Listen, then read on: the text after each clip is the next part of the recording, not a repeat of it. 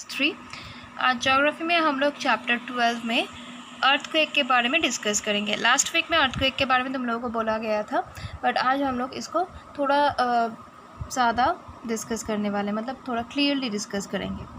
तो सबसे पहले अर्थक्वेक को डिस्कस करने से पहले हम लोग को जानना है कि अर्थ के लेयर्स क्या क्या है।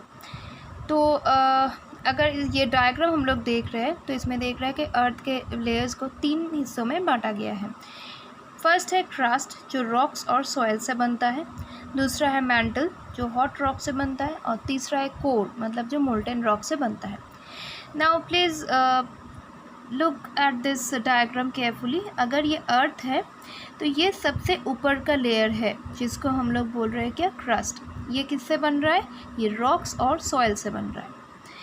ठीक इसके नीचे जो लेयर रहता है उसको मैंटल बोलते हैं। ये क्या होता है, ये हॉट रॉक से बनता है। हॉट रॉक से क्यों बनता है, क्योंकि ये इनसाइड में रहता है, ये क्रस्ट के ठीक नीचे रहता है, तो नीचे से इसके ऊपर प्रेशर्स आते हैं।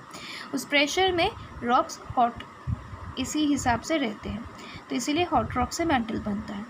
And the third portion is core. Core मतलब यहाँ पे क्या होता है, यहाँ पे सब कुछ गला हुआ सिचुएशन में ही रहते हैं, जिसलिए बोला जाता है कि मोल्टेन रॉक से बनता है।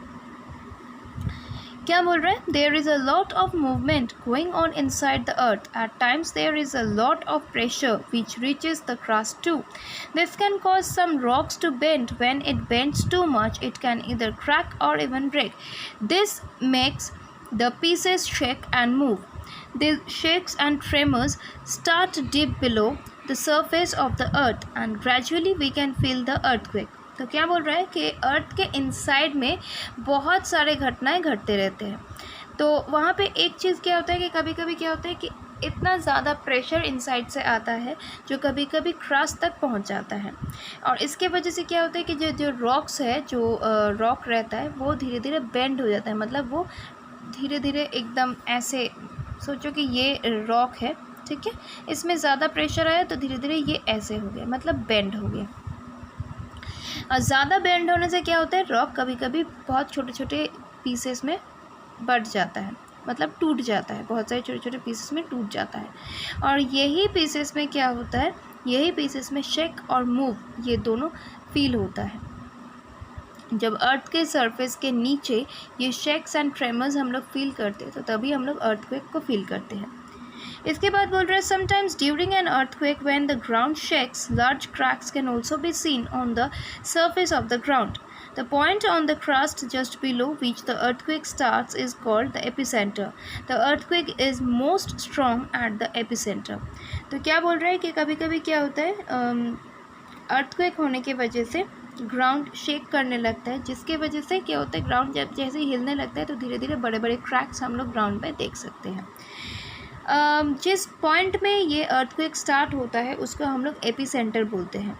एंड एपीसेंटर में अर्थक्वेक का मतलब क्या बोलते हैं, इसका इफेक्ट सबसे ज़्यादा होता है, सबसे स्ट्रॉन्ग रहता है। The strength of an earthquake is measured on a scale called Richter scale. Earthquake के मेजरमेंट मतलब अर्थक्वेक का जो मेजरमेंट होता है, स्ट्रेंथ कितना है ये जानने के लिए जिस तरीके से इसको मेजर किया जाता है, उसके लिए जो इंस्ट्रूमेंट लगता है उसको रिक्टर स्केल बोला जाता है। When there is such a violent movement in the ground, gas pipes can break or electricity lines can get damaged, causing fire to spread. Big buildings can fall. Earthquakes can also cause floods, landslides and avalanches. तो क्या बोल रहे हैं कि कभी कभी क्या होता है कि अर्थक्वेक इतना ज़्यादा वायलेंट रहता है, इतना ज़्यादा स्ट्रॉन्ग रहता है कि जिसके वजह से जो गैस पाइप रहता है या फिर जो इलेक्ट्रिसिटी का लाइन रहता है वो डैमेज हो सकता है। तो इसीलिए ये सब कुछ बंद रखा जाता है उस टाइम पे। एंड इसके अलावा जो बड़े बड़े बिल्डिंग है वो भी गिर सकता है। अर्थक्वेक में एक और चीज़ है, अर्थक्वेक की वजह से फ्लड भी हो सकता है, लैंडस्लाइड भी हो सकते हैं। It is not possible to predict an earthquake. However, scientists have identified various areas of the world which are prone to earthquakes. People who live in these regions are trained at how to react in case of an earthquake.